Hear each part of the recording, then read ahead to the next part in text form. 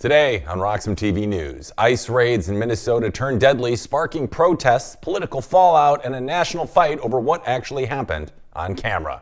Venezuelans talking oil deals again, but decades of decay mean having the world's biggest reserves doesn't mean you can actually pump them. And copper prices are exploding because it turns out AI, data centers, and global militaries all want the same metal at the same time. All that and more right now on today's show. Let's get into it.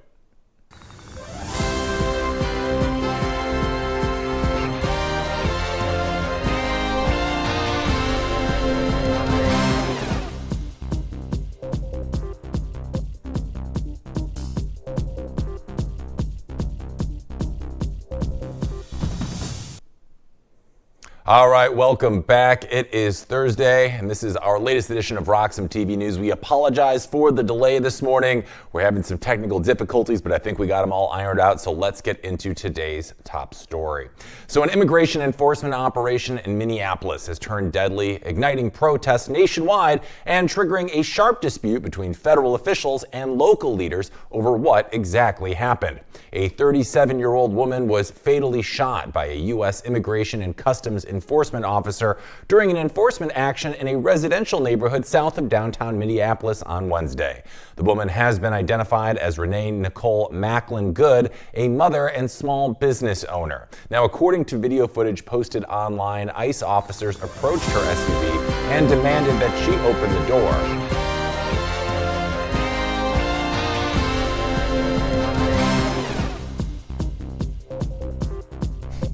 This thing is so long.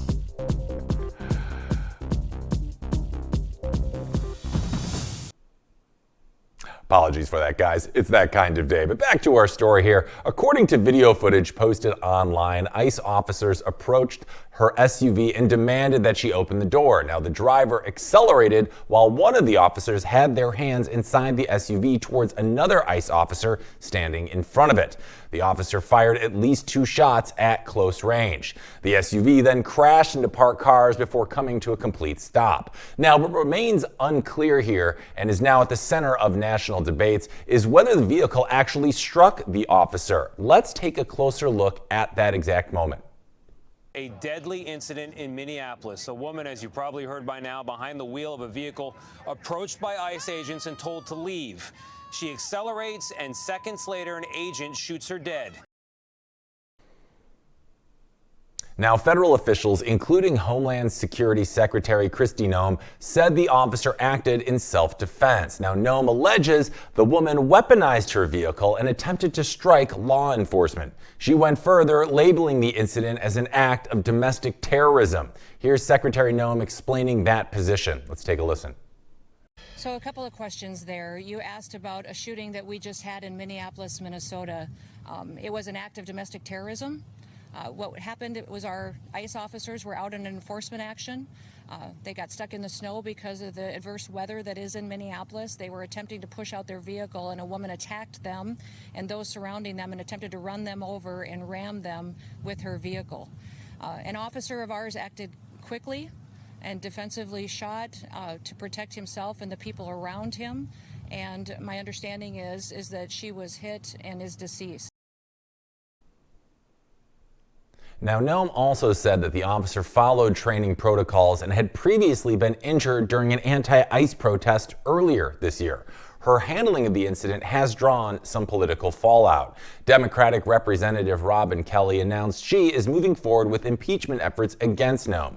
But local officials in Minneapolis tell a very different story here. Minneapolis Police Chief Brian O'Hara said he saw no evidence that the woman was attempting to harm officers. And Minneapolis Mayor Jacob Frey went a step further, calling the federal narrative garbage. He says video evidence shows the shooting was in fact avoidable. Now, the shooting quickly sparked protests across the country. Hundreds gathered in cities nationwide, including Seattle, where demonstrators were captured chanting "Death to ICE." Here's the video from Seattle. Let's take a peek. Say it once, say it twice. Fuck ICE, fuck ICE. Fuck ICE, fuck ICE. Death to ICE. Death to ICE. Power to the people. Power to the people. Death to ICE.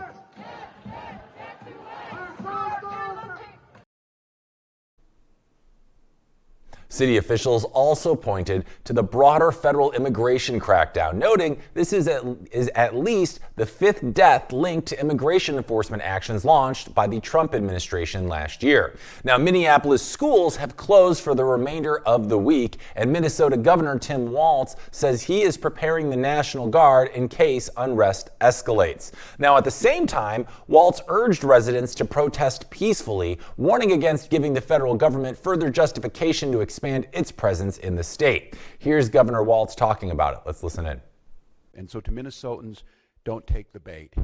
Do not take the bait. Do not allow them to deploy federal troops into here. Do not allow them to invoke the Insurrection Act. Do not allow them to declare martial law. Now, the shooting has also triggered backlash against Mayor Jacob Frey, not just for his stance, but for how he expressed it. You see, Frey was criticized for what some described as a profane and confrontational response to the federal government. Let's take a look at that very moment. There's little I can say, again, that'll make this situation better, but I do have a message for our community, for our city, and I have a message for ICE. To ICE, get the fuck out of Minneapolis. Now, the mayor quickly dismissed any criticism against him, and he argued that the focus on his language missed the point entirely. In his view, the larger issue is that a U.S. citizen is dead. Now, Frey, a Democrat, was sworn in this week for his third and final term as mayor. Earlier this year, he reaffirmed Minneapolis' status as a safe haven city. Now, under the city's separation ordinance, Minneapolis police do not collect information on immigration status and do not arrest individuals solely for being in the country illegally. That policy has long placed Minneapolis at odds with federal immigration enforcement, and this incident has now brought that tension into the national spotlight. Now, a central question now is whether the ICE officer who fired the shots could face criminal charges. The short answer is yes, but the reality is far more complicated. You see, under Minnesota law and federal standards, deadly force is permitted only when a reasonable officer believes it is necessary to prevent imminent death or serious bodily harm. Federal officials argue that threshold was met here. They say the officer believed he was about to be struck by the vehicle. However, journalists reviewing the video footage say that claim is not clearly supported by what's visible. Specifically, questions remain about whether the officer was actually in the vehicle's direct path when the shots were fired. Now, in practice, federal agents enjoy broad protections from state prosecution when acting within their official duties. If Minnesota authorities attempted to charge the ICE agent, he can move the case to federal court and argue immunity. Now, to overcome that immunity, prosecutors would need to prove the officer's actions were clearly unlawful or objectively unreasonable. Now, that is a very high bar. Federal prosecutors could also bring charges here, but those cases are in fact rare, and they would need to show the officer knowingly violated the Constitution or acted with reckless disregard for constitutional limits. The Trump administration has publicly defended the officer's actions, further reducing the likelihood of federal prosecution. Now, civil lawsuits remain another option here, but again, qualified immunity presents a significant obstacle. Now, federal officers are generally shielded unless they violated a clearly established constitutional right. Now, past Reuters investigations show that this doctrine often prevents families from recovering damages, even in fatal encounters. Now, the Minneapolis shooting is not an isolated incident, okay? According to the New York Times, this is the 9th time since September that federal immigration agents have fired on someone during an enforcement operation. In every case, the individual was shot inside a vehicle, and federal officials have consistently said agents fired in self-defense, citing fear of being struck. Now, the Times reports that at least one other person has died in these encounters. Several cases have raised serious questions about whether deadly force was necessary in this case, and in some instances, video evidence appears to contradict official accounts. That has fueled renewed calls for greater scrutiny of ICE's use of force policies. Now, additional reporting from The Trace, a nonprofit newsroom focused on gun violence, suggests the scope may be even broader. Using gun violence archive data and media reports, The Trace identified 19 incidents linked to immigration enforcement since Trump's crackdown began. That includes 9 shootings and numerous cases involving less lethal munitions or civilians being held at gunpoint. The outlet warns these figures are likely an undercount since shootings involving immigration agents are not always publicly disclosed. Experts cited by the Trace say the repeated vehicle-related shootings point to a troubling tactical pattern. ICE policy allows deadly force only in cases of imminent threat and instructs officers to avoid positioning themselves where lethal force becomes the only option. Critics argue fast-moving raids in residential neighborhoods make that standard harder to uphold. Federal officials counter that immigration agents face heightened threats, including a rise in assaults during protests and enforcement actions. But the growing number of shootings is intensifying debate over whether current tactics are increasing danger, not just for officers, but for the public as well. All right, so I want to bring in 2 very special guests to talk about this story and others today. The first, we have the man who can connect the dots like no one else. Just Nolan today. Okay, so just Nolan. So I'm going to bring in first our man who can connect the dots like no one else, one of the great hosts here at RoxomTV, Nolan Bowerly. Nolan, welcome back to the show. Happy Thursday. Always great having you. How are you?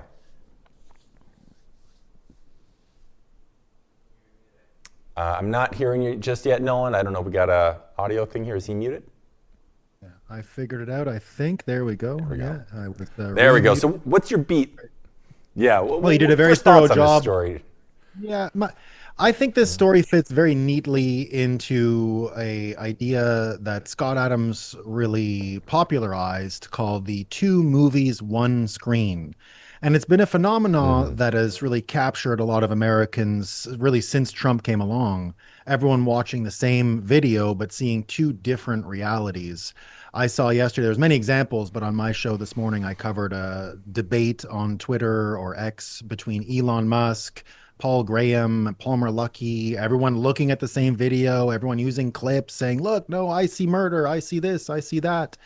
Now, it is that's the same phenomena we've seen for a long time. There's 2 movies, 1 screen. So how do you navigate these instances where people are certain of their version of reality? There's actually a kind of test you can use to understand cognitive dissonance. And there's a couple of tells, let's say, that sort of show up.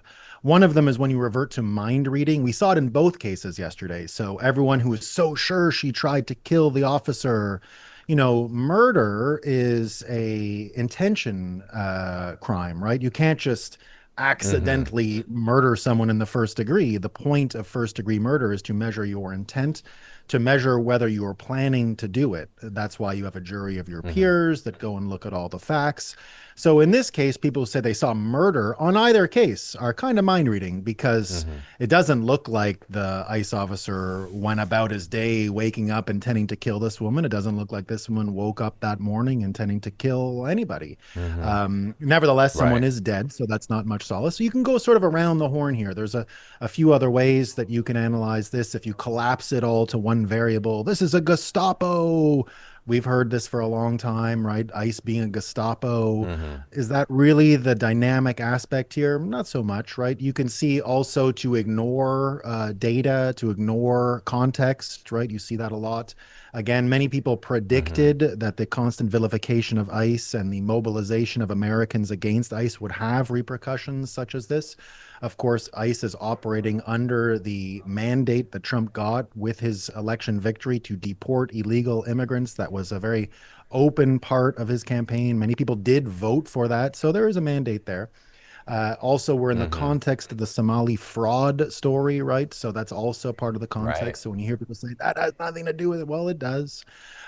So there's a multiple aspects here that show there's an element of cognitive dissonance going on. So which of these 2 realities is going to play out? That's what we tried to cover on the show today, and we used a bunch of techniques and tied it into Venezuela and other stories. But indeed, there is a way to tell using these techniques which version of reality is relying on cognitive dissonance, so which is relying on hallucinations and other tells. Right. Well, this I find to be a particularly interesting story for a lot of reasons. But right now there's a lot of debate over whether the shooting was justified. That seems to kind of be the big thing everybody's sparring over currently. But when you step back, you kind of have to look at, like, why do incidents involving cars and law enforcement keep ending this way, especially during enforcement operations? It makes me think that there is like a tactical or procedural problem with the way maybe some of these ICE agents are being taught about things. If this keeps happening, it becomes a pattern. Like, is that something we should be looking at? Like, what is your beat on this, Nolan? Yeah, that's what I said. I said ultimately, if there is any consequence to the officer, it will be within his own peers. So it's not a criminal case in the sense that we're going to see a jury of peers, regular Americans, coming in to judge this guy. If there is an action taken against him, it will be by ICE themselves, who have a professional code of conduct, and in this case are his peers. Now, is the training incorrect? That would be a different story, because he would be measured by the current training. And so we're not really there. I don't know what the protocol for ICE in this instance would be, but if this does keep happening, certainly they should look at those, the manual, let's say. But nevertheless, Yeah. I mean, we saw it earlier in the very same state when it came to George Floyd and Derek Chauvin. Remember, at the time, everyone said that Derek Chauvin didn't follow protocol. It turns out we've heard over time he did. They ignored that he had followed protocol. So I don't know if there's a lot of confidence in any way this will go. Yeah, no, I think you're right. And this story, you know, if we zoom out, also highlights another important thing here, and that's kind of the tension we're seeing between federal authority and local governance. And from a systems perspective, Nolan, what happens when those two layers of power fundamentally disagree in moments just like this? Well, that's part of the theme of what we're seeing in this almost recalibration of America. It's one of the reasons why, when Trump came along in the first time, I predicted that we would head back to a world of state-level sovereignty and states waking up to their own independence from the federal government. We're seeing a recalibration. It sort of happens every 80 years, right? Before the U.S. Civil War, you'd have said the United States are. After the Civil War, you started to say the United States is. And then this metastasized again during World War II when you started to say the federal government is, and it re-centralized again. I've made the prediction for quite a while that we're seeing a recalibration of this. We saw it during the Joe Biden presidency. We saw the states of Texas go into open sedition. They took control of the border and declared an invasion. They gave months of legal notice to the Biden administration saying they were going to do this. They finally did it. They used the state National Guard to push out federal border authorities. So in many instances, you're going to continue to see this. You're going to continue to see different states wake up to their sovereignty. Being subsumed by the federal government is not really the way America is going to be calibrated going forward. And you can see it in California today for other reasons. You're seeing all kinds of people leave California today. We saw Larry Ellison, fresh off his bid for Warner Brothers, leave California this morning. He sold his home in San Francisco. We saw Larry Page, the Google founder, do the same. He bought a giant series of mansions in Miami Beach over the weekend to avoid this so-called billionaire tax. So now you're seeing state sovereignty in a different way, right? The states are going after the money and people are reacting. So I think you're going to continue to see states trying to find out and figure out what the beginning and end to their sovereignty is. You're seeing an awakening of states' rights, right? We've had this reflex since World War II, really, to see U.S. states as subordinate to the federal government. That's not really the way the country was designed in the first place. So I believe the story of Minnesota right now is one of those cases. You heard Tim Walz say he's going to invoke the National Guard.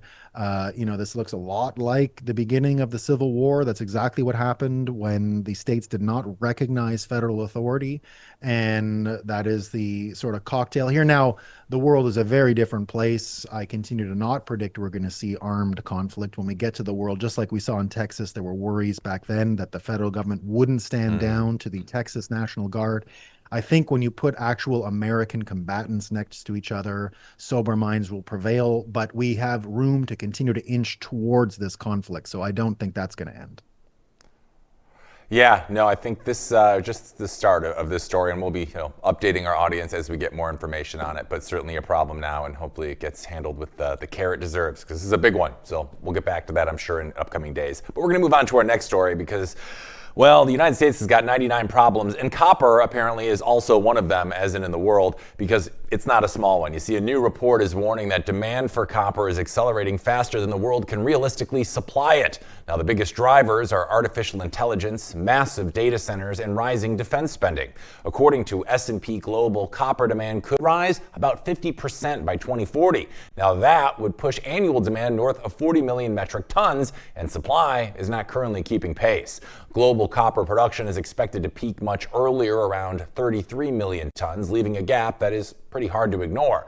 Now, AI is a big part of this. Data centers, servers, cooling systems, and networking hardware all require large amounts of copper, and global data center capacity is expected to nearly quadruple. Now, defense spending adds another layer to this, since copper is essential for vehicles, electronics, and military hardware, and the prices are already reacting. Copper has surged to record highs above $13,000 per metric ton, driven by disruptions, stockpiling, and fears that supply simply cannot catch up. Normally, high prices bring new supply online. The problem is copper mines take years, sometimes decades, to permit and build. Now, that lag makes the entire system a lot more fragile. Now, for investors, copper is no longer just an industrial input. It's starting to look like strategic infrastructure. And for people watching at home, this matters because copper costs show up everywhere, from power bills to electronics to housing costs. And as AI becomes more embedded in daily life, the physical materials behind it are becoming impossible to ignore. This is not a niche commodity story anymore. It's a long-term constraint on growth. Now, welcome to the show. We're bringing with us today is one of our favorite guests, Joe Epple from Zoppo Bank, joining Nolan Bowerly and I. Joe, how are you? Happy New Year. How have you been? Thanks for joining us. And Nolan, great to see you guys. Been great, thanks. Nice to be back on the show. Yeah, it's great to have you. So right off the jump, Joe, what are your first impressions of this? Copper shortages, we're using it in everything. What are your thoughts here? Is this a problem?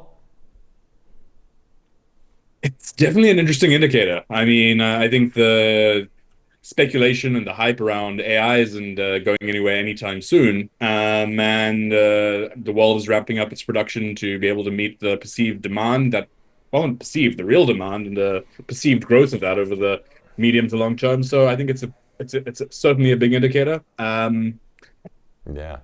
Interestingly, so I mean, the part of the world where I live, so South Africa, we don't have any natural copper reserves, but we are a net exporter of copper, and that's largely due to like recycling of scrap and proceeds of copper theft. And our copper export margins have been increasing massively over the last couple of years, and so I'm wondering, what impact this is going to have on the local copper trade. Yeah, I just saw it sounds like everyone bridge. Yeah, go ahead. I just saw Go a ahead, bridge please. in Los Angeles that was opened in 2022 that has the South African mysterious loss of copper from all the lighting systems. So we have the same source, it appears, as South Africa now in California. Oh boy, it's just from the walls of everyone's houses in South America. They're just taking the copper from there and making bridges out of it in California. It's a wild world we live in here.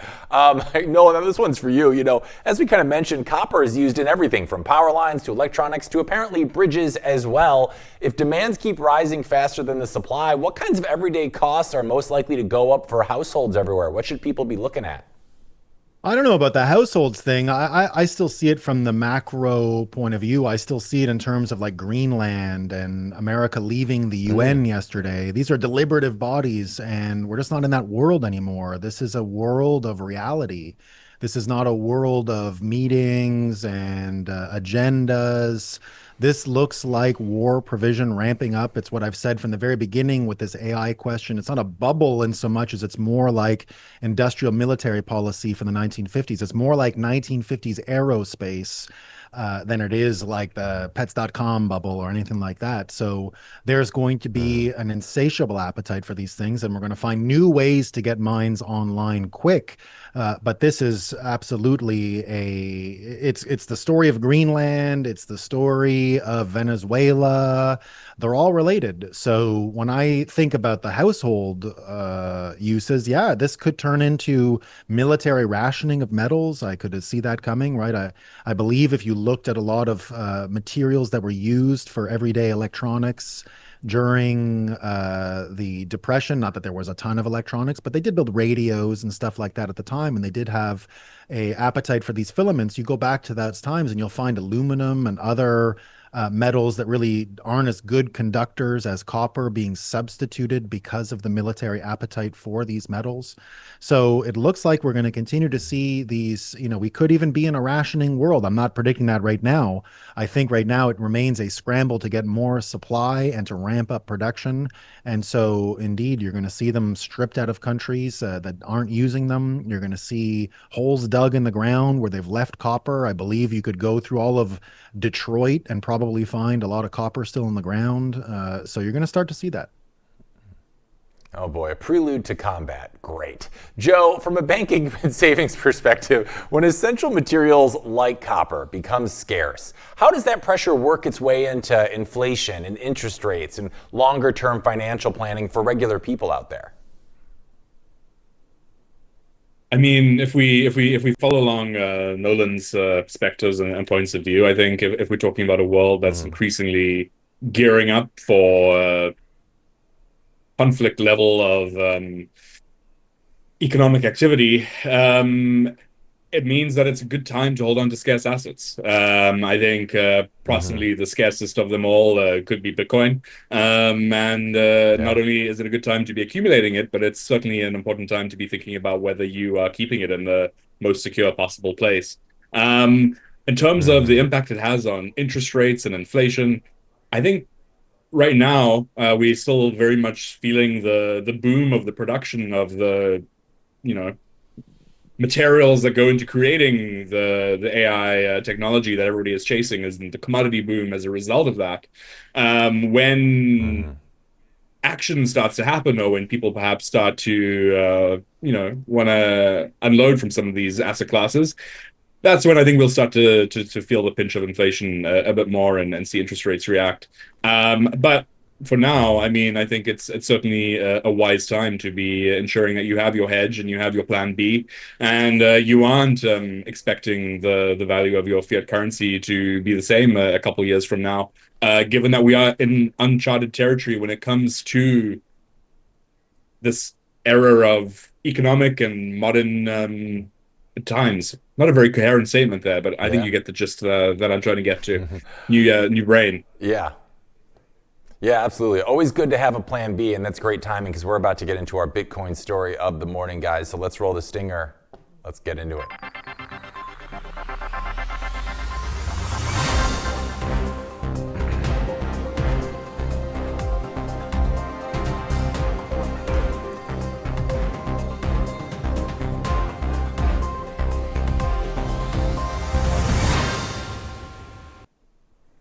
All right, welcome back. It's time for our Bitcoin story of the morning. Currently, Bitcoin is sitting at around 90K, and China is now paying interest on its digital yuan. Now, that move kicked off the new year and immediately raised eyebrows across the crypto world. Paying interest is a classic adoption strategy designed to nudge people into using a government-issued digital currency. Now, what made this moment stand out was the reaction from Coinbase CEO Brian Armstrong. In a recent post, Armstrong referred to China's digital yuan as a stablecoin and suggested the policy benefits ordinary people. He also warned that the U.S. could be falling behind. Now, that's notable because calling a central bank digital currency a stablecoin isn't a slip of the tongue, it's a reframing. Now, Armstrong's comments came as U.S. lawmakers continue debating stablecoin regulation, including whether issuers should be allowed to offer rewards. Now, the concern for many in the Bitcoin community is that this blurs a critical line. Stablecoins and CBDCs may look different on paper, but they share the same core feature: central control.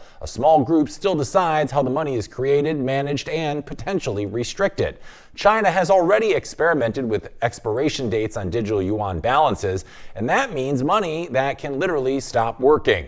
For critics, this is exactly what digital currency was supposed to fix, not replicate. Now, this debate is also surfacing in U.S. politics, as some lawmakers argue that stablecoin frameworks hand too much power to banks and regulators. For viewers at home, this matters because the future of money is being shaped right now. The choices governments make will determine whether digital money increases freedom or reduces it. Bitcoin sits apart from that debate for a single reason: it doesn't rely on trust in institutions and it doesn't require permission. bringing Joe and Nolan back. Nolan, China just started paying people interest to use its government-issued digital money, which is very different from how cash normally works. For our viewers at home, what exactly is China trying to accomplish here, and why is this getting so much attention outside of China? What are your thoughts? Well, I'll separate the China comment from Brian Armstrong, because Brian Armstrong's comments was about America. The Chinese situation is because of the social credit aspect. There is a social manipulation to incentivize people to use this. If they use cash in China, if they use renminbi, then there is no way the social credit system is going to work. So if you've got cash, you can still go after. If you jaywalk, you can still get on the subway if you pay with cash. Not so with the digital currency. Now, what Brian Armstrong was talking about was this incentive for interest to, let's say, acquire more users. China's goals of acquiring more users are this social credit type of social manipulation to get people to behave in certain ways. In the case of America, its prohibition against giving interest to Americans is really more about weaponizing the US dollar stable coin to go after other fiat Ponzi's in other jurisdictions, because the restriction on interest does not apply to Canadians, it does not apply to Venezuelans, it does not apply to Mexicans and Argentines and all these other people who now can hold US dollars and have a subsidized interest rate given to them because they want to wipe out the US Treasury T-bill buying capacity of other central banks. Trump, for domestic Americans, is already promising low interest rates. So it's not really a big incentive anyway. If Trump gets interest rates below 1%, how much are Americans really going to be incentivized to use a stablecoin?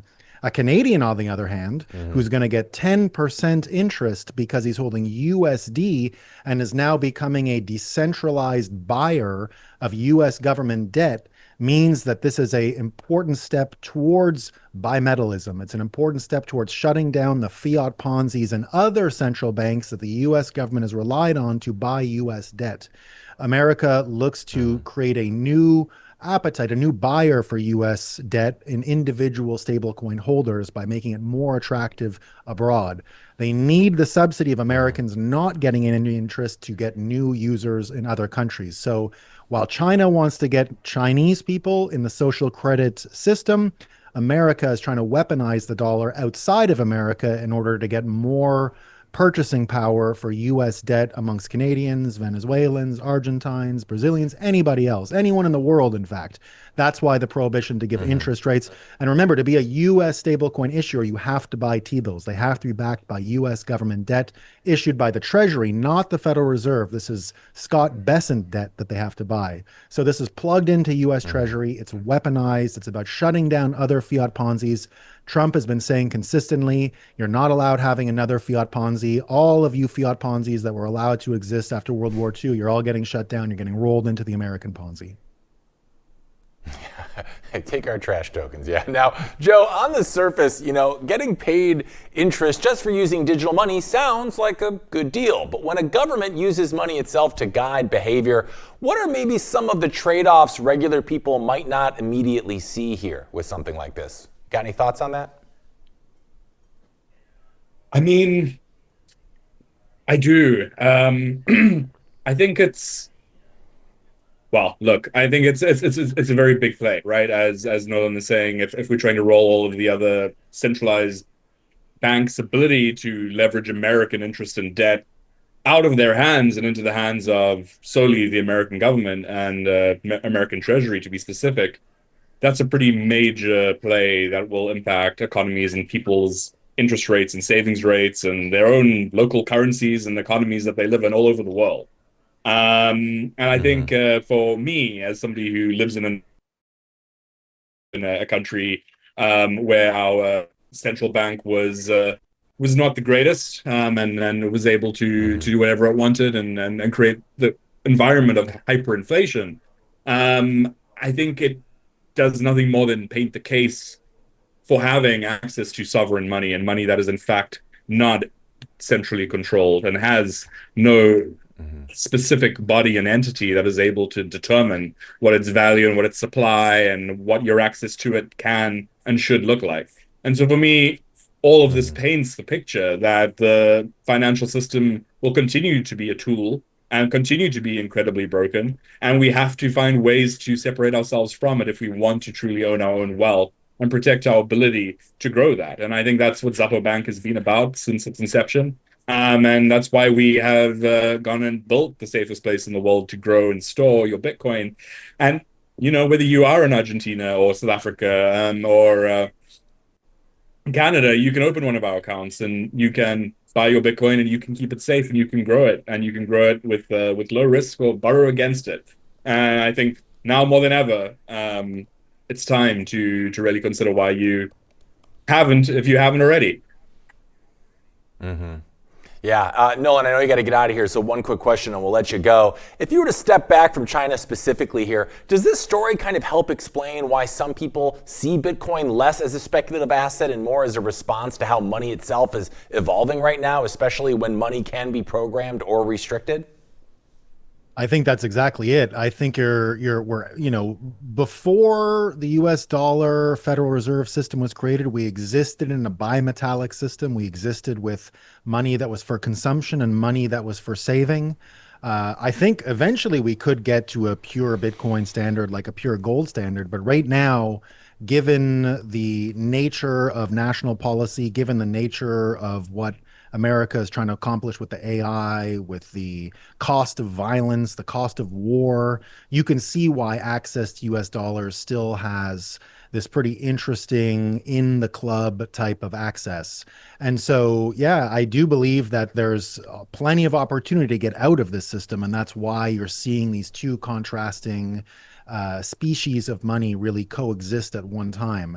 And I think that, you know, the fiat overlords are going to get what they asked for. They wanted government policy to be money. They're going to get it, but it's going to reduce itself to food stamps. It's going to reduce itself to policy objectives. The real money is going to exist outside of that. It's why Roxom exists in the way it does. Eventually, we bet the real things like copper that you mentioned earlier, the things that really matter, reality, not the fiction we can keep in our mind. But you know, AI power and oil and all of these real tangible things are going to need a neutral settlement system, a neutral pricing system that isn't prone to government shenanigans and the hallucinations of economists. I think this creates that schism very clearly for people, that one money will be for policies and ideas that are about keeping people fed, keeping people going in the system. The other money will be for real things that are consumed, that are used, that are needed for power and power projection. And so we're entering into this world of two monies for a reason. And of course, the contrasts, you know, we learn through contrast. Contrast is one of the best ways to understand. I never understood anything about the Federal Reserve System until Bitcoin existed. I could read about it in books. I could put all kinds of theoretical frameworks around it, but I didn't really understand it until you saw Bitcoin and then could use the contrast to see Bitcoin and see what the Federal Reserve is. So it definitely adds precision. And this extreme version of fiat money is kind of what Bitcoiners said was going to happen. And we're really on the Bitcoiner timeline. This continues to be what we predicted would happen. Things are going according to schedule, as surprising as it is for some. You can go back and find Pierre Rochard, Bitstein posts from 12 years ago that say exactly this is going to happen now. It sounded crazy before, we're really on schedule now. So that's how I see it. I think that this is bound up in this way, and definitely the contrast is a huge benefit for Bitcoin, because hard money really shines through when you're dealing with this sludge that can be produced, this sludge that can be conjured. And so that's the good news. That's the good news. Yeah, and the other good news is we've got great stewards of the Bitcoin space like you and Joe coming on the show to help break everything down for everybody. So we certainly appreciate both of your guys' time, insight, and expertise. Thank you so much for joining us today. Joe, great Happy New Year, great seeing you. Excited to have you back here in 2026. So guys, thank you so much for joining us, but I'll let you go and hopefully we'll see you both real soon, okay? Thank you. Thanks, guys. Thank you. Always a pleasure. All right, we're taking a quick break here at RoxomTV News. When we're back, we're going to be on our second hour of today's show, where we're going to be joined by none other than RoxomTV host Walker America to break down more of today's top news stories. You won't want to miss it, so stay tuned. More RoxomTV News coming your way after this quick break.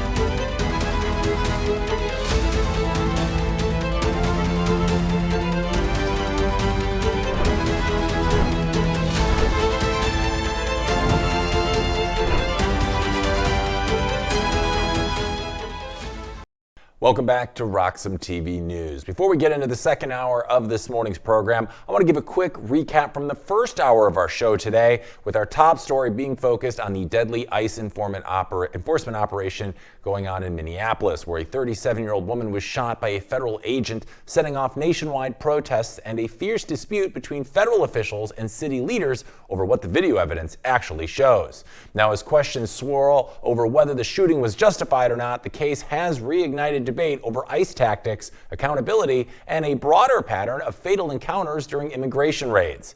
We then turn to a growing global concern with real consequences at home, as a looming copper shortage driven by explosive demand from AI infrastructure, data centers, and rising defense spending. Now, with supply unable to keep pace and prices already hitting record highs, copper is quickly becoming less of a basic commodity and more of a strategic bottleneck that could affect everything from power bills to housing costs. And finally, we revisited yesterday's story that raised eyebrows across the crypto world after Coinbase CEO Brian Armstrong referred to China's digital yuan as a stablecoin while praising Beijing's decision to pay interest to boost adoption. That framing has sharpened concerns about central control over digital money, as lawmakers in the United States debate stablecoin rules that critics warn could blur the line between private crypto and government-run currencies.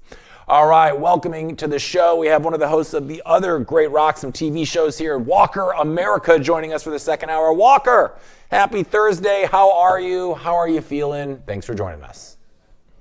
Feeling better now, Hank. Yeah, happy Thursday indeed. Glad to be here with you outside of my usually scheduled Tuesdays, but we're going to be making this a regular thing here on Thursdays and Fridays. So looking forward to it. How are you doing? Oh, I'm doing okay. There's a lot of chaos in the world. Luckily, I've had the pleasure of some bright minds just like yourself to kind of talk me off of the ledge of what the world is coming to right now. But I remain optimistic. Nolan's optimism is slowly rubbing off on me, and I hope to bring that to our second hour. We got a lot to talk about, including we're going to be going in depth on Venezuela's oil paradox in just a bit, a moment of political opening colliding with the hard reality of a broken energy system. We're going to break down why having the world's largest oil reserves doesn't automatically translate into production, and how U.S. enforcement is shifting from sanctions to military-style action at sea, and why this has become a bigger U.S.-China power struggle across Latin America. And we're going to look into the ripple effects beyond Venezuela. So we've got a lot to talk about today. So I'm thinking let's get into our sorry about that, guys. Let's get into our first story, but I'm going to run the stinger before we do. Let's do it.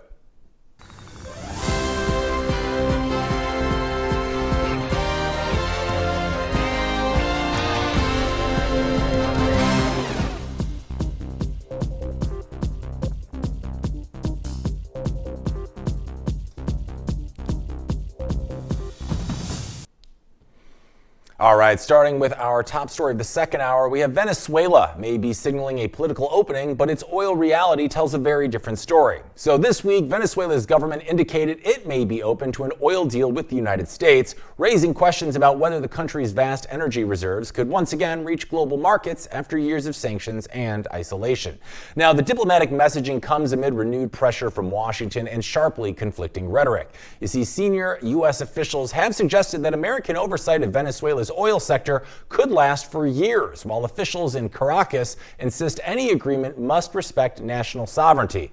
On the surface, it sounds like a reset, but beneath that diplomacy sits a far harsher constraint. You see, despite holding the world's largest proven oil reserves, Venezuela's ability to actually produce and export crude has been hollowed out.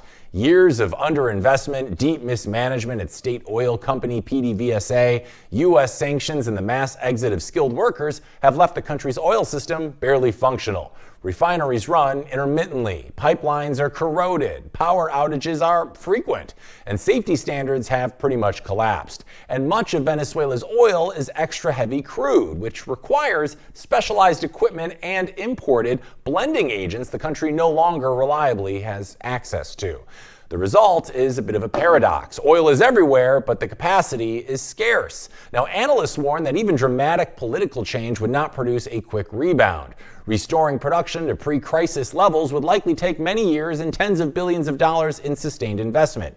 Now, comparable cases, Iraq after 2003, Libya after 2011, show that regime change alone rarely revives oil sectors quickly and can often deepen instability. Now, that long timeline now appears central to the United States' strategy. You see, in an interview published this week, President Trump said U.S. oversight of Venezuela could last much longer than a year, arguing that controlling oil revenue is necessary to rebuild the industry and stabilize the economy.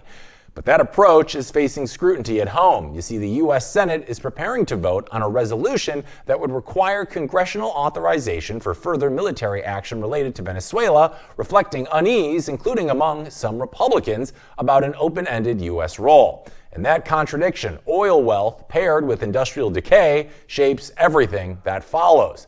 You see, what's changed most dramatically is how oil enforcement is now being carried out. This week, the United States seized a Russian-flagged oil tanker in the Atlantic, marking a sharp escalation from sanctions enforcement to direct maritime action.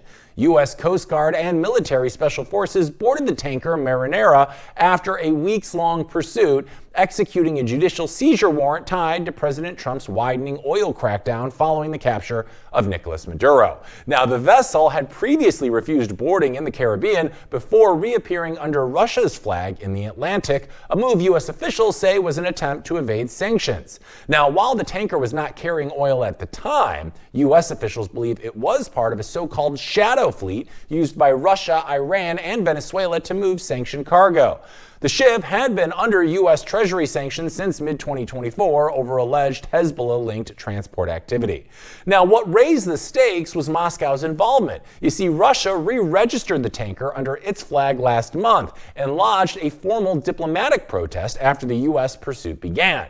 In the days leading up to the seizure, Russian naval assets, including a submarine, were reported operating nearby, while U.S. surveillance aircraft and a British Royal Air Force spy plane tracked the vessel. Now, analysts say Moscow may have believed Washington would hesitate to board a Russian-flagged ship on the high seas. That calculation proved wrong. At the same time, the U.S. seized a second tanker, the M. Sofia, fully loaded with Venezuelan crude. Together, the actions signal a policy shift. Only oil transport deemed consistent with U.S. law and national security will currently be allowed. The Trump administration has framed the seizures as necessary to block sanction flows and reroute Venezuelan oil away from adversaries like China. Now, the oil moves are not happening in isolation here. They are part of a broader message aimed squarely at Beijing. President Trump's decision to remove Maduro and seize control of Venezuelan oil flows sends a direct signal to Chinese President Xi Jinping. The U.S. intends to reassert dominance in Latin America. Venezuela has been one of China's most important regional partners. You see, since 2007, Beijing has lent more than $60 billion to Caracas through oil-backed loans. Chinese state-owned firms still maintain significant stakes in Venezuela's energy sector. China is owed roughly $20 billion, leaving it exposed if Washington reshapes export access or repayment flows. Now, this strategy aligns with the larger shift here. The Trump administration's national security strategy explicitly claims a U.S. right to block rival powers from controlling key infrastructure and resources in the hemisphere, a modern revival of the Monroe Doctrine. Now, U.S. officials now expect Venezuela's future leadership to reduce ties not only to China, but also Russia, Iran, and Cuba. Beijing's response has been cautious but sharp. China's foreign ministry condemned the U.S. action as bullying and warned Chinese interests must be protected.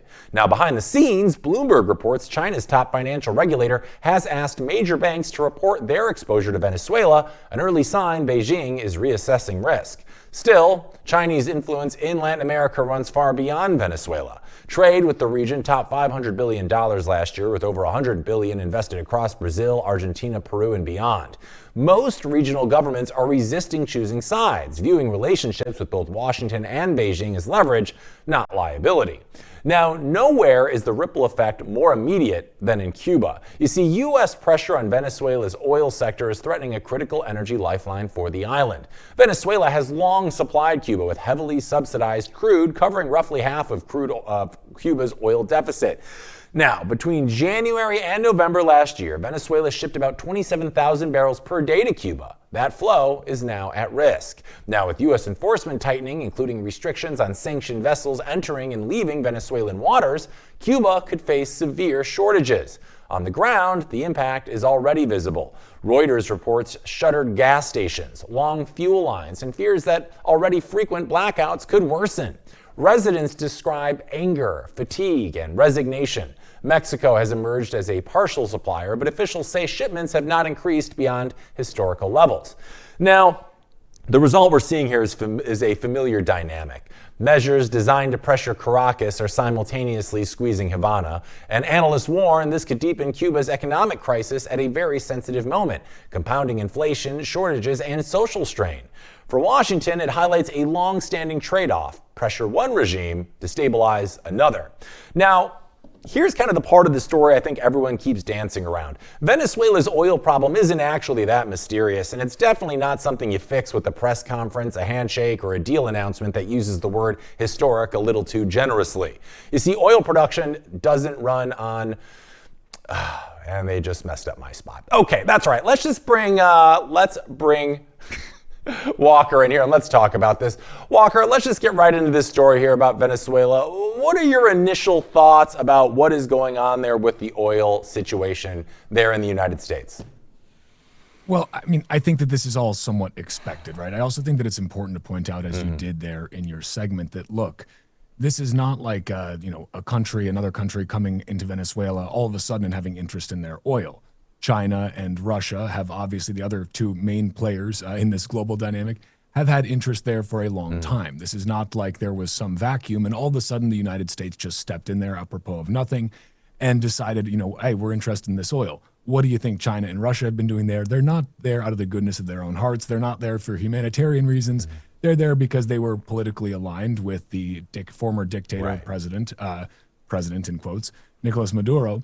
But ultimately, why were they aligned? Well, they wanted access to that very, very resource-rich country. I mean, that's the thing. Venezuela is incredibly, incredibly rich in terms of its natural resources, in terms of the capabilities that it has there. But as you pointed out, having those resources and being able to actually access them, utilize them, those are two very different things. So what I think we're seeing right now is, and I saw Press Secretary Carolyn Leavitt just yesterday basically stating that all proceeds from the sale of Venezuelan crude oil and products would first settle in U.S.-controlled accounts at globally recognized banks. Those funds will be dispersed to the benefit of the American people and the Venezuelan people at the discretion of the U.S. government. Now, this is an interesting statement, given obviously the U.S.'s basically control over the dollar-based financial system globally, and the fact that, okay, they're trying to say, yes, look, we're going to, saying the quiet part out loud, right? We're going to sell this crude oil. We're going to use it to the benefit of Americans and the benefit of Venezuelans. I don't exactly know what that means yet, and how exactly Americans are going to benefit from that, what kind of cut Uncle Sam will be taking off the top for handling those sales. Right. But ultimately, it just comes down to the fact that, look, this is going to be a nation in turmoil for some time. This is not the end of the turmoil with the removal of Maduro. This is really just a continuation of it and a more metamorphosis of it. You still are going to have very uncertain political leadership conditions there for some time. I think that's probably going to change multiple times over as the United States figures out who's willing to play ball with the United States of America and who's not. Meanwhile, you've got a lot of the current military officials, current military leaders in Venezuela, who are basically, wanted by the United States. So if they don't play ball, they will be, let's say they'll be Maduro'd. They will be taken out, they will be removed, they will be brought to stand trial. And so it's a very tenuous situation. The Venezuelan people, unfortunately, are probably going to end up doing most of the suffering for this as all of these political machinations happen in the background and in the foreground. But I think it's very interesting too. We see basically a regime change happening in real time, streamed across the world 24/7 at all hours of the day. Everyone has access to this in real time. Everyone's an armchair expert, of course, myself included. But the point here is that let's see what happens. I think that right now we're at a point where the Russia, China, and the United States are jockeying still for control, all still trying to exert their influence. And we're in a world where the let's say the political poles are shifting. let's see what happens. But ultimately, all I can say is that I hope that the Venezuelan people do not end up bearing the brunt of this. Sadly, I believe that they most likely will. But let's see. You can still hold out some hope that perhaps we're able to have a more peaceful transition than usually happens with regime changes. Yeah, and this situation, is incredibly complex. I mean, if you just looked at the immediate aftermath after they snatched Maduro, right? You had people in the United States picketing and protesting against it, and then you would actually see video on the ground of people in Venezuela who seemed thrilled about it. So it makes it a little hard to know what to believe. And this is a particularly interesting situation because, for people at home, they hear that Venezuela has the world's largest oil reserves, yet we're still seeing a country that is dealing with economic collapse and shortages and infrastructure breakdowns. A lot of problems there. And it makes me wonder, if they have all this capacity they have this much oil, but they don't have the actual frameworks to distribute it and manufacture whatever you got to do to, get crude. This maybe could be a good thing, right? If the United States comes in there, invests money in the country, gets their oil production up and running, that could be kind of a win-win for both places, right? I mean, for the United States, we're not as dependent on other oil sources, and we kind of help boost up their production. Could this maybe be a win-win for both sides at the end of the day, you think? Or what are your thoughts? I'd certainly like to take that optimistic path. Let's see what happens. At the end of the day, I think that if what really matters is if Venezuela's government is actually able to meaningfully move away from their current socialist leadership. Right now, it looks like Delcy Rodriguez is going to still be, she's, Maduro's basically a party loyalist. She's going to be the one who's taking the reins for now. Let's see how long that lasts, because I can assure you that the statements have been made subtly or not so subtly by the U.S. that, look, if you don't play ball, you're out of there, and you don't want to know what happens next. But the reality is that in order for there to actually be meaningful, long-standing change, actual improvement for Venezuelans, they need a political and economic system that is not subservient to a bloated, kleptocratic government. And that is what they've had. That's also ultimately what they've had with that socialist regime. And we've seen how it's turned out, right? You've seen that there was a great chart going around comparing Venezuela and Poland and looking at their GDPs after Poland did not adopt any sort of socialism and Venezuela did.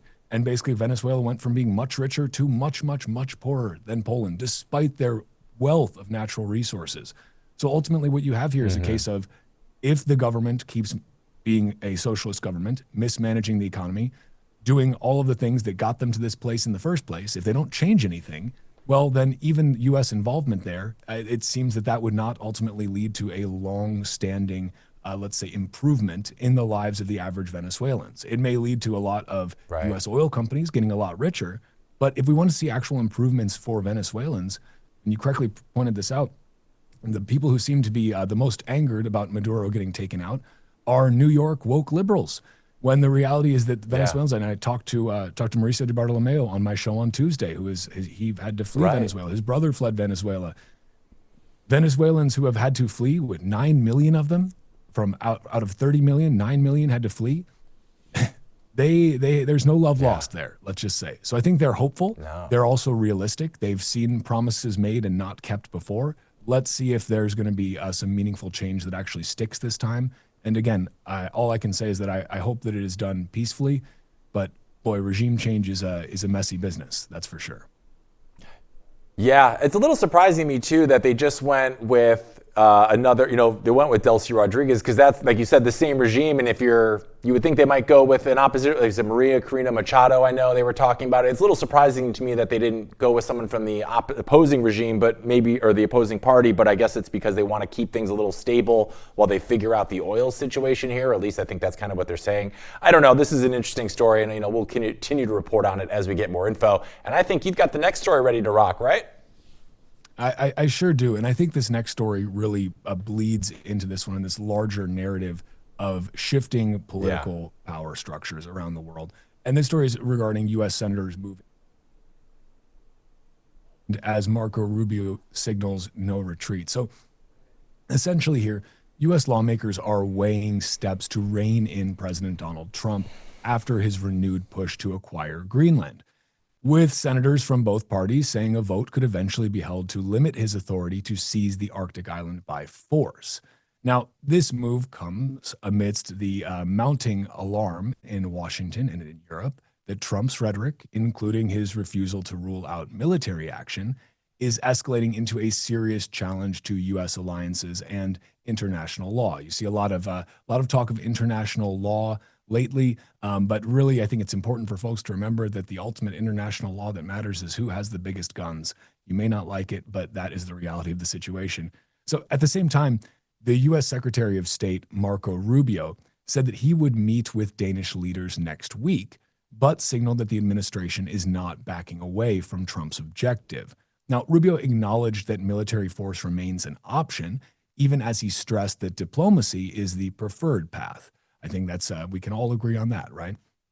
Now, he had some remarks that did basically very little to calm European concerns, especially after the recent U.S. operation in Venezuela, which we just discussed in the last segment. And this really kind of revived some fears that Washington may act unilaterally again. Now, Bloomberg reports that Trump's team is under a 2 to 3 week timeline. They're scrambling to construct commercial and economic pathways to expand U.S. influence in Greenland.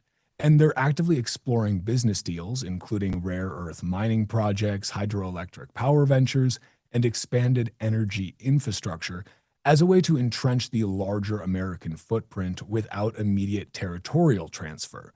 According to people familiar with these discussions, the U.S. government is floating options such as a compact of free association. Similar to the U.S. arrangements with Pacific Island nations, it's a structure that would dramatically reduce Denmark's control while stopping short of formal annexation. European countries, including Denmark, France, and Germany, have rallied behind Greenland, warning that any U.S. military move would send shockwaves through NATO. Danish and Greenlandic leaders have reiterated that the island is not for sale and called U.S. comments about force, quote, completely appalling, while European officials begin coordinating contingency responses should Washington escalate further. Now, I also think it's important to point out a little bit of context here. So Greenland was officially a Danish colony until 1953, when Denmark's constitution integrated it as a fully equal part of the Danish realm. So in 1979, it gained home rule, and in 2009, the Self-Government Act expanded its autonomy significantly. But today, Greenland is purportedly an autonomous territory within the Kingdom of Denmark. It has its own parliament and government. They're handling most of internal affairs, including education, health, natural resources.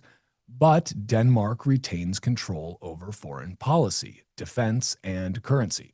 Now, while Greenland has the explicit right to pursue full independence via referendum if it chooses, this structure is often described as semi-autonomous or self-governing. So it's not technically described as colonial anymore. Take that as you will. But of course, it has been often referred to as a colony due to a lot of these historic ties and the ongoing dependencies, including Danish subsidies. Legally and politically, that status ended decades ago, but still, I think it's important to kind of point out some of that historical context there.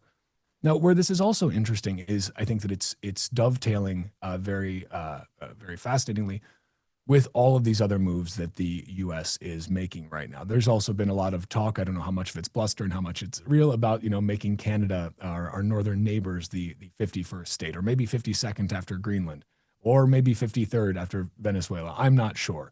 But today, Canada as well, it's a fully sovereign, independent federal parliamentary democracy and constitutional monarchy. Now, this is the interesting thing here, is that both in the case of Canada, and the reason I bring this up is because it shares some similarities with Greenland, in that Canada is still underneath the British monarch, King Charles. So that's technically its head of state. Just as, it's a little bit, obviously it's not the same constitutional monarchy set up in Denmark, but still very interesting. I think that this is, you see a lot of talk, whether it be in Canada with the Free Alberta movement or elsewhere. There's a lot of dissatisfaction when it comes to some of these previously free territories that then came under colonial rule, whether that was the Denmark colonial rule, British colonial rule, and then now are perhaps not so happy with their current lot, their current setup in the situation. Now, I can't speak for the people of Greenland. The population is fairly small there. It is obviously a very, very Arctic and remote area, but it is a massive landmass. And of course, there's a lot of strategic interest there, right? So I think this is something that, again, we've got this 2 to 3 week timeline that we're going to be looking at per the State Department. Let's see how quickly things move there. Let's see. It's very difficult to tell these days how much of the rhetoric is just rhetoric, is just bluster, and how much is really, actually meaningful action that might potentially be taken. Is this kind of talk just to distract from other things that are going on, to pull people's attention away from the efforts in Venezuela? Or is this really just a full-blown shift in how the U.S. approaches its foreign policy? Now, regime change is nothing new for the United States with regard to Venezuela, but what's happening in Greenland would definitely be somewhat of a departure. So, Hank, I'd love to hear from you on this. How are you looking at this? What's your read on this? What else are you kind of paying attention to in parallel to this that you're saying, okay, interesting that these things are happening at the same time? Yeah, I think, a big part of this story for me, I'm sure there's plenty that people disagree, it's what we're not paying attention to right now. Do you remember something called the Epstein files that was the talk of the world just a couple of weeks ago? We don't hear a single peep about this right now, which is a little convenient for my tastes. And then also, the context of this situation clearly matters a lot, because we've heard Trump in the past kind of talk about this pie in the sky idea about us getting Greenland, and I think with the operation in Venezuela going, which I guess seemed pretty smoothly, all things concerned, you can't help but feel that Trump is feeling very emboldened right now by the current, we'll call quote unquote, success in Venezuela. So now he's turning his eyes to another thing that, again, he has mentioned in the past, but because of the context is hitting a lot differently all around the world, right? Because this is landing at a moment when the U.S. just carried out this high profile operation, and it makes the rhetoric, I think, feel a lot less hypothetical to a lot of our NATO allies out there. So that's causing some unique problems that we haven't seen quite in the past, where the United States is almost going against NATO, which we've been a part of for a long time. So it's a really interesting thing right now. And part of me, you've heard it before, Trump is kind of known as a bully, right? And he's going to push you. He's going to push you to see how much he can get away with. And to me, this is another one of those instances. He's getting away with Venezuela right now, no matter what side of the fence you stand on with that. And I think he sees this as an opportunity to kind of, I always think Trump is thinking in terms of his legacy. What can I do so that people look at my legacy in a way? And if we somehow acquired Greenland, that's another notch in his cap that he can be braggadocious about forever. So I think there's a lot of timing to this. I don't like the idea of going against NATO, but NATO's been a thing pretty much most of my life. So I don't know. As an American, I was never like, we need to take Greenland, but I understand strategically it's important for national security. Obviously, the mineral situation is very important. So it's hard sometimes to kind of separate what I should be paying attention to with President Trump in office and what is just him talking. But if people in Europe are freaking out about this, which they are, I got to imagine there's some real truth to what's going on here. I mean, I don't know. Do you think in your mind, is this a real possibility of us, he's saying we could buy it, but then they also didn't rule out acquiring by force, which is, strong language. What are your thoughts on this thing? Yeah, I don't anticipate, and I could be completely wrong here because you never know with Trump, I don't anticipate acquiring it by force. I think that's more of to do the door in the face technique versus the foot in the door. He's, the door in the face, he's coming out with very big, strong rhetoric to say, look, if we, I'm not saying we will, but if we need to, we might, need to go in there and take it by force. Look what we did to Maduro. He was a bad hombre, I think he's coming in there with that kind of a vibe. But the reality is that Trump's a businessman. He's a man who's been making deals his entire life. That's how he got to where he is. He clearly has an economic interest in Greenland on behalf of the United States. Now, it seems to me that the most prudent course of action would be strengthen economic ties, make sure you have the actual people of Greenland very much on your side, because they see what kind of prosperity can be brought to them through heavier involvement from the United States. That seems like a better path forward, especially if it were ever to come down to a referendum where they would, either through a referendum, they could become independent from Denmark. And with, referendums are powerful, but you need the people on your side for that. You don't really, military action against, right now a pretty peaceful region is not really the best way to get the citizens on your side. Very different from a situation in Venezuela, obviously. But let's see what happens. I think, if you brought up a very good point that there's a lot of stuff going on right now. There's a lot of stuff to pay attention to. It's so funny we seem to have forgotten all about the Epstein files. But hey, maybe they'll find their way back into the news cycle again. At least we're still talking about them and trying to bring them top of mind for people, because I don't know about you, I still have a heck of a lot of questions. Yeah, I've got about 120 pages of redacted materials worth of questions. There are a lot there, but we're not getting any of those answers, at least not right now. And another thing that's particularly interesting about this particular story is that, this is seeming to be one of those rare moments in time where we're actually seeing concern from both sides of the aisle. I know Democratic Senator Tim Kaine has been very vocal about limiting presidential war powers. And, with Trump, again, if he's able to do something once, you've got to be damn sure he's likely to try it again. So I am kind of worried about the presidential powers that are being exercised here and what precedent that sets, especially here in America. But then you even have Republican Senator Rand Paul said he's open to backing restrictions here. It kind of tells that this isn't just about Trump as a political figure. This is also about precedent and constitutional authority. So there's a lot to unpack with this story. And yeah, I would think diplomatic means would probably be the better way to go about this. I don't know if you ever played this, but I remember I grew up playing a game called Civilization.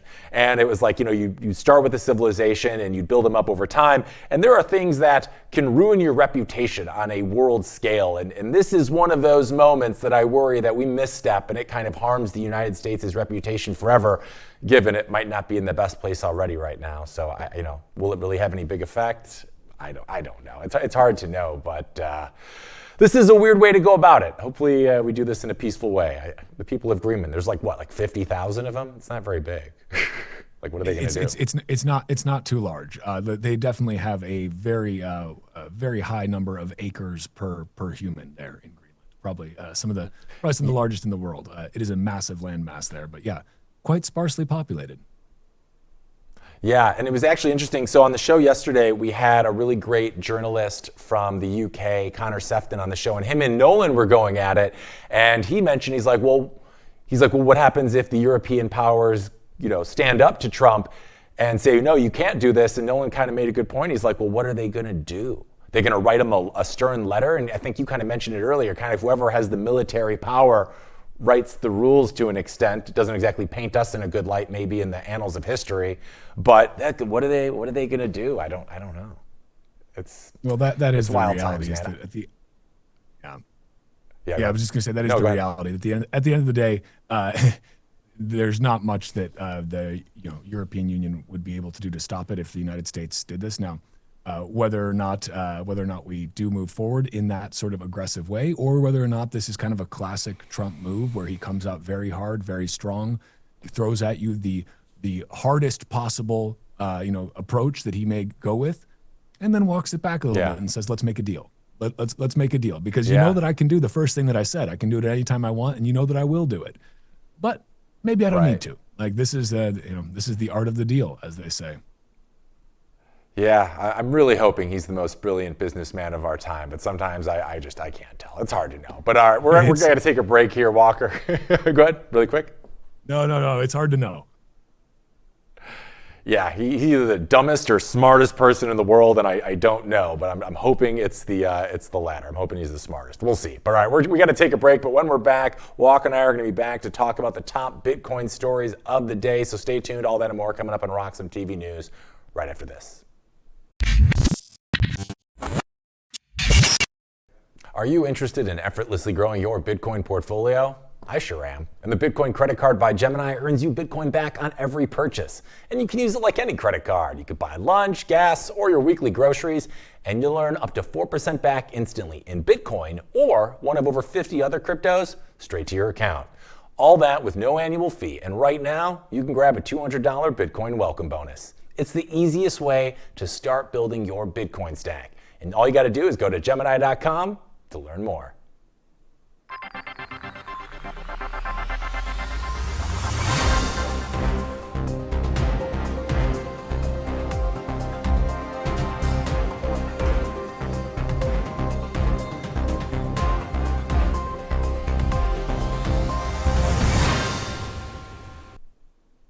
All right, and we're back with our Bitcoin story of the hour as Florida lawmakers are officially stepping into the strategic crypto reserve conversation. This week, state legislators filed House Bill 1039, which would create a Florida strategic cryptocurrency reserve. Now, the proposal would allow the state to hold and manage digital assets on behalf of the public interests outside the traditional state treasury. Now, under the bill, Florida's chief financial officer would be authorized to acquire, hold, and manage eligible cryptocurrencies following defined custody, audit, and oversight rules. Now, the legislation also allows the state to contract with third parties for administration and secure asset management. Now, on paper, the bill never says the word Bitcoin, but in practice, it almost doesn't need to. You see, the eligibility rules baked into the legislation require a cryptocurrency with a very high average market capitalization. Right now, only one asset realistically meets that bar: Bitcoin. So while this is framed as a crypto reserve, it would function as a Bitcoin reserve for Florida's public funds. Now, Florida isn't the first state to head down this path. New Hampshire passed similar legislation last year, allowing up to 5% of certain state funds to be allocated to Bitcoin. Arizona also established a Bitcoin and digital assets reserve framework. What makes Florida notable, though, is scale and momentum. You see, this is a large state with a very large economy, now treating Bitcoin less like an experiment and more like strategic infrastructure. Now, for viewers at home, this matters because it signals how public finance is evolving.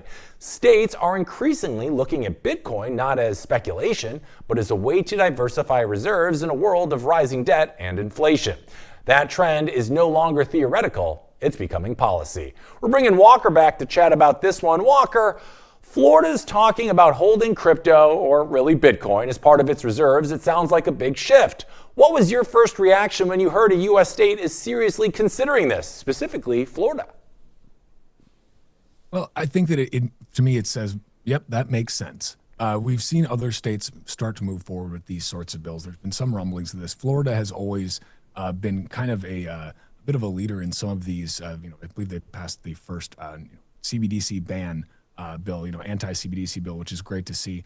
They've also been, consistently let's say a Bitcoin and crypto hub, specifically down there in Miami, specifically more on the crypto side, but also with regard to Bitcoin. Now, what I think the language of this bill really matters is they talk about the fact that, again, it's not calling out Bitcoin specifically, but the minimum requirements in terms of market cap for these coins, I think it's 500 billion market cap over the period of the last 24 months. So the only crypto that applies there is Bitcoin. So this is really saying, and honestly, it would take, let's see, I'm just checking right now, Ethereum is currently at a $375 billion market cap. After that, you've got USDT Tether at a $186 billion market cap. So really, Ethereum's got a long way to go. And even, a stable coin like Tether, it's still got quite a long ways out. And the ones that are below that probably don't even bear mention right now. We shall not utter their names. But ultimately, I think that this is something that when I see these sorts of things happening, it was never a matter of if, it was always a matter of when. Whether it be at the federal level, whether it be at the state level, whether it be at the local level, even for pension funds, there's a lot of work that's happening. Dom Bay he's been on the Roxom before, doing great work with pension funds out in California. This is something you expect to see happening. This is what you would expect to see if Bitcoin was succeeding, which it is. If Bitcoin was not succeeding, if Bitcoin was not, basically remonetizing the world, you wouldn't see people rushing to adopt it at the federal, state, and local levels. You wouldn't see people rushing to put Bitcoin exposure into pension funds. You wouldn't see Bitcoin ETFs being the most profitable ETFs in BlackRock's portfolio now since their launch. Just most historic launch we've ever seen for an ETF. You wouldn't see treasury companies, specifically MicroStrategy, but also plenty of others. MicroStrategy is the largest by size, of course. You wouldn't see them rushing to raise as much cheap capital as they can to acquire the only provably finite asset on the planet, which is Bitcoin. You may say, okay, I don't like this. I don't like that state governments, I don't like that the federal government, I don't like that they're going to be holding Bitcoin. I don't like that they're going to be doing that. Bitcoin is just for individuals. That's fine. You can feel that way. You don't have to like it. The reality is just that Bitcoin is for anyone who chooses to learn about it and adopt it. And again, this is what you would expect to see happen given Bitcoin was successful. Bitcoin is successful, so we're seeing it happen. We're seeing it happen in real time, and it's not just U.S. states. It's not just the United States government, which has a large trove of Bitcoin that is acquired purely through confiscatory means. But again, because of the executive order that President Trump put out early in his term, they did leave the door open to budget-neutral acquisitions of more Bitcoin. They also said they're not going to dispose of any Bitcoin. They're not going to sell any Bitcoin. Now, recently, the Southern District of New York basically kind of went against President Trump's executive order. That's a story that we're still following here closely on Roxom, and maybe we'll have some update on that in the coming days. I was just speaking with Frank Corva about that on Tuesday. Very interesting to see. They're not supposed to be disposing of any. The Southern District of New York, the Sovereign District of New York went against a direct executive order from President Trump. But again, this is where the United States, being a united bunch of 50 states, really does shine here, because state level governments can also make the decision to start acquiring Bitcoin on behalf of their state citizens.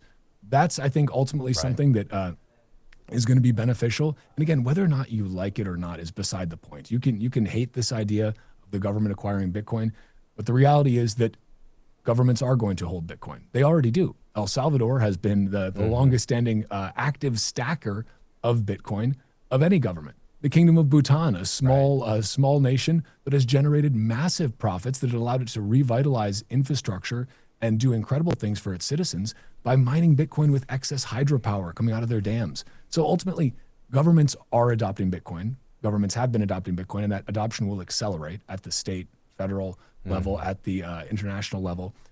The question here is, how fast does this happen? What sort of snowball effect do we see? Is this something where it's, Florida maybe does this, but we don't see any more states, they just trickle in for the next 10 years? Or is it something where once one domino starts to fall, they all sort of hop on board? I think that's what we're going to see at the federal level, certainly, because this is going to ultimately, it already is a geopolitical concern, or it should be.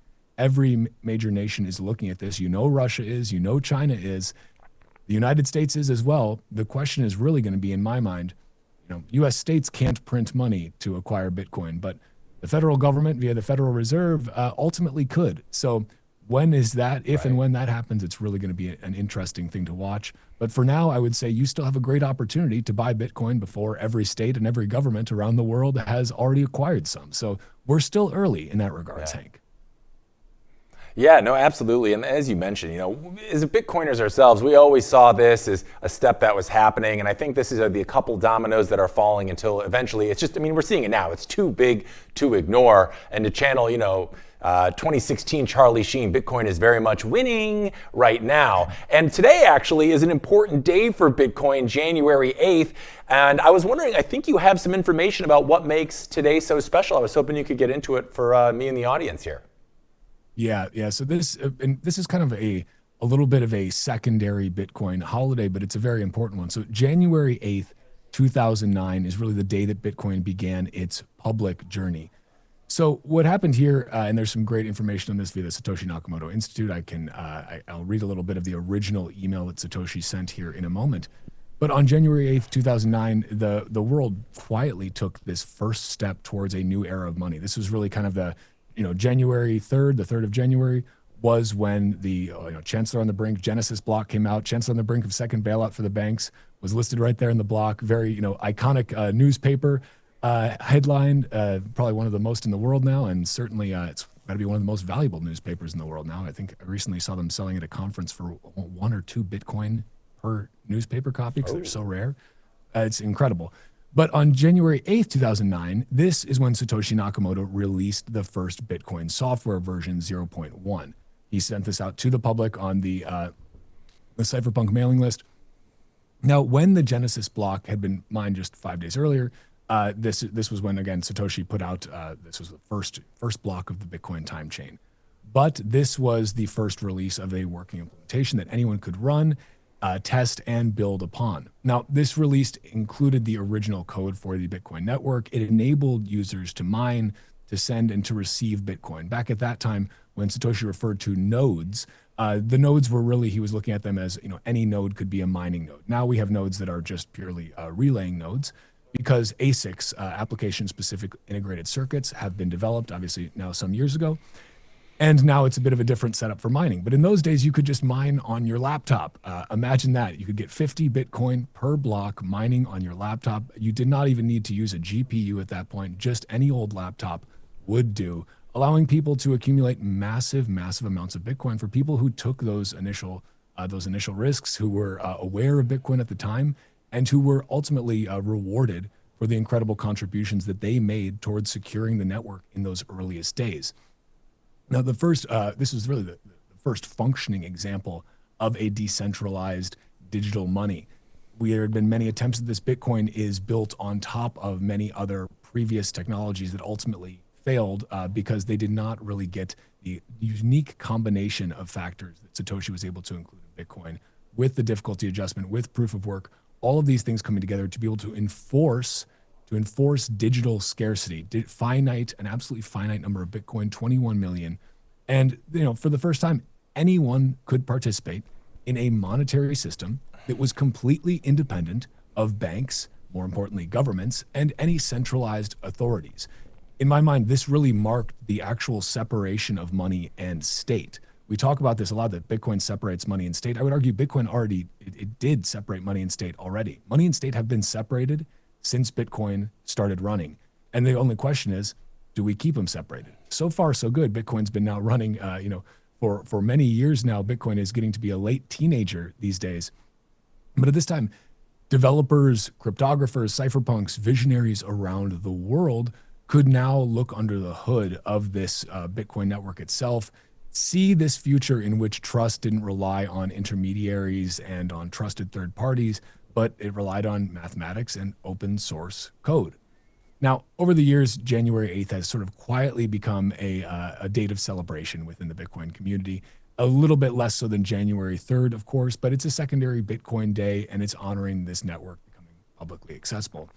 Now, another key milestone this day, and then I'll jump over and read a little bit from Satoshi's original email, because I think it is just fascinating to see these emails go out. And at the time, probably, if you're reading this, perhaps you ignored it, perhaps you didn't, but those that did not ignore it, those that paid attention, those that were the earliest adopters, they were rewarded handsomely if they managed to hold on to their keys. But this is also Lightning Payday. So another milestone in Bitcoin's January calendar occurred today as well, but it was January 8th of 2018.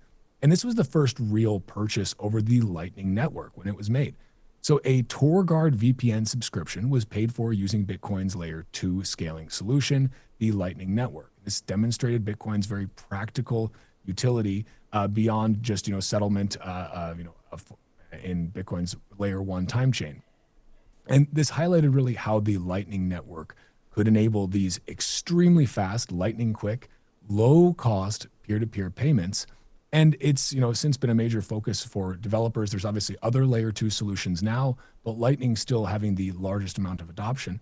But it's every Bitcoiner has probably at least one Lightning wallet. I know I've got about 20 on my phone because I like to play around with them. And this is one of the things that's allowed Bitcoin businesses, or businesses that are just exploring accepting Bitcoin, maybe they have nothing to do with Bitcoin besides that, they want to accept it as a medium of exchange. It's allowed them to be able to scale.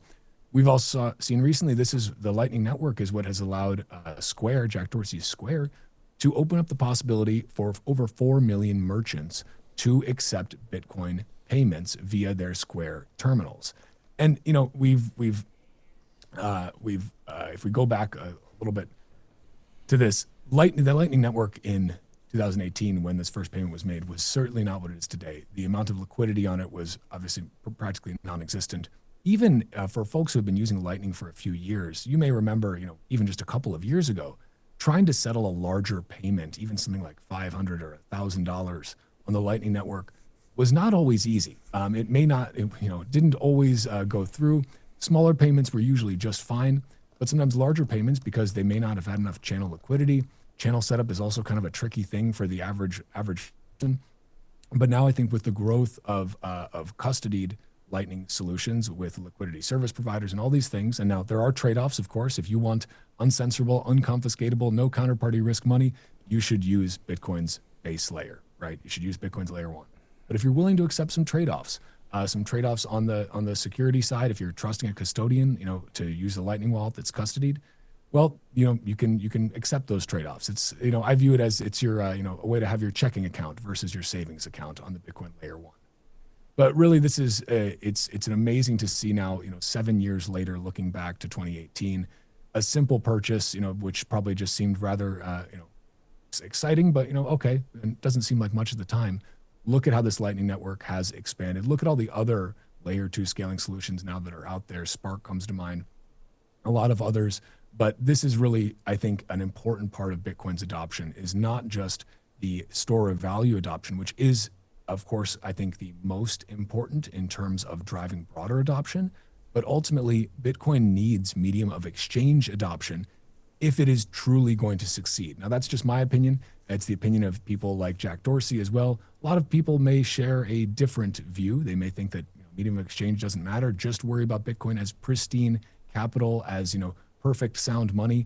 But you know what? The fact that you can transport Bitcoin around the world at the speed of light is making it a heck of a lot superior to something like gold, which is a darn good store of value, but a terrible medium of exchange. And, it's not as good of a store of value as Bitcoin. But I digress a little bit. Let me just quick read the note that Satoshi Nakamoto sent out on January 8th, 2009, because I think just this little bit of a flashback in history is just amazing to see. So it's titled Bitcoin V0.1 released, announcing the first release of Bitcoin, a new electronic cash system that uses a peer-to-peer network to prevent double spending.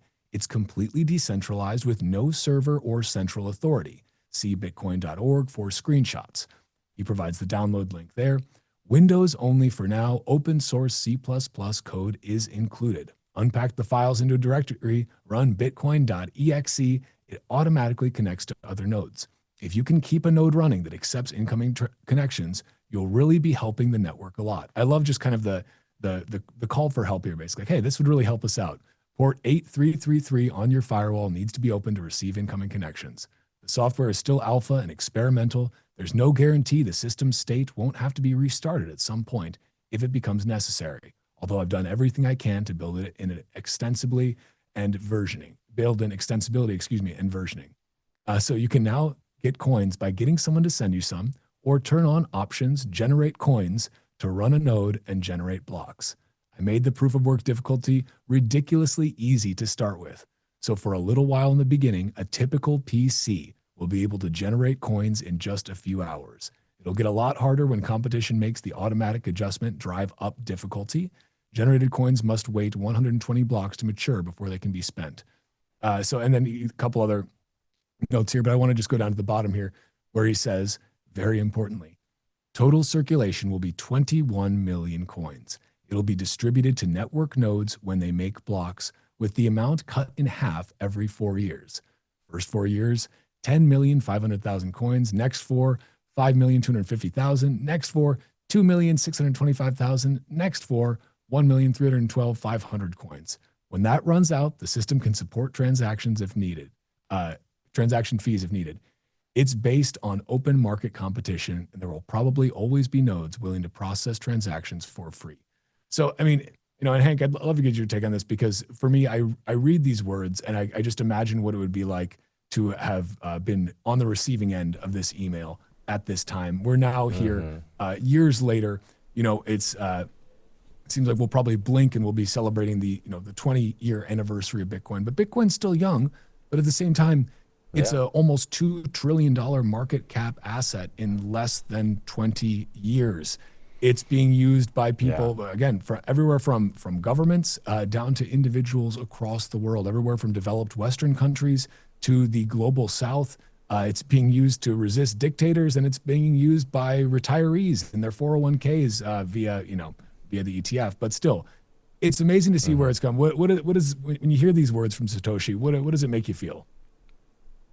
Actually, I think the biggest takeaway I got today was something that Nolan said earlier on the show when we were talking about it. And he said, it took him seeing Bitcoin, this alternative to the monetary system we've experienced our whole life, to really even understand how money truly works. You know, because for most of modern history, our money has been based on promises from governments and banks. And then Bitcoin comes along and it introduced this alternative that was actually based on rules and mathematics instead of just trust in a third party, right? So that was a really big takeaway, especially from someone like Nolan too, who just knows how the world works and in very unique ways, and most of us, at least I, can't comprehend all the time. So I'm just like really thankful that there's an alternative in the system. I can't believe we've gotten as far as we can in only 17 years. I've seen stats, they said like no $2 trillion asset in human history has ever gone down to zero. Yet you still have people saying Bitcoin's a Ponzi, whatever. You know, I'm just really excited to be a part of this at such an interesting inflection point in Bitcoin's history. I've been in it since about 2016. I used to do some mining myself, and to now see the government tailwinds and acceptance that we're seeing, the institutional acceptance, it's just a really wild time to be alive right now and kind of be in this monetary change that we're seeing right now. It's just wild, man. I'm thankful to be a part of it, and I'm thankful I get to talk to people like you and Nolan and Joe Epple and all the great Bitcoiners we have out there, because we are in the middle of something really big, and I still don't think most of the world really understands how big it is right now. I mean, we thought the internet was big. The internet wasn't around for all of human history the way that money has, and we're seeing that fundamentally change right before our eyes right now. So like, Bitcoin isn't necessarily a tech story. It's a societal shift in how money and value is used and perceived. And it's wild and exciting to be a part of it and get to discuss it here with you on the show. Amen to that. You know, it's wild to think. I've got a young son, around 2 years old, and it's wild to think that he's now grown. He's growing up in a world where Bitcoin will have always existed. And I mean, anyone born after the Genesis block grew up in a world where Bitcoin always existed.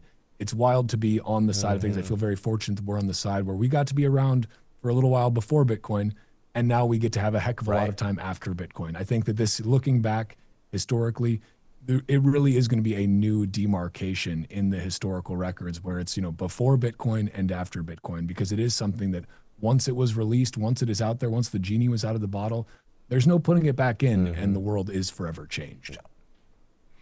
Yeah, and I definitely think a better place for it, or I think it's heading that way. Bitcoin stands for so many good things, self-sovereignty and all this stuff outside of just being an asset you can hold and keep. So it's exciting that we get to talk about it every day. And it was certainly exciting getting you on our show for the first time. I know we'll be doing this every Thursday and Friday now to Talk Shop. We had some kinks in the road today. There was a lot going on, but we powered through. And I'm excited. I think tomorrow we're doing more of the same. Is that right? You got that. Very excited to have this expanded schedule and to be able to come and shoot the breeze with you here, Hank. It was a great time today. Yeah, it was. So thank you so much for joining the show, Walker. Can't wait to have you back tomorrow for more of the same. And we're going to wrap up here today at RoxomTV News. So thank you everyone so much for joining us. If you haven't already, make sure to like, follow, and subscribe to RoxomTV, RoxomTV News, Hank at RoxomTV News, RoxomTV, and of course, Walker America to check out everything we're up to here at Roxom. So thank you everybody for tuning in today. And we'll see you tomorrow to wrap up the week with more of the day's top stories. See you then. Thanks for tuning in.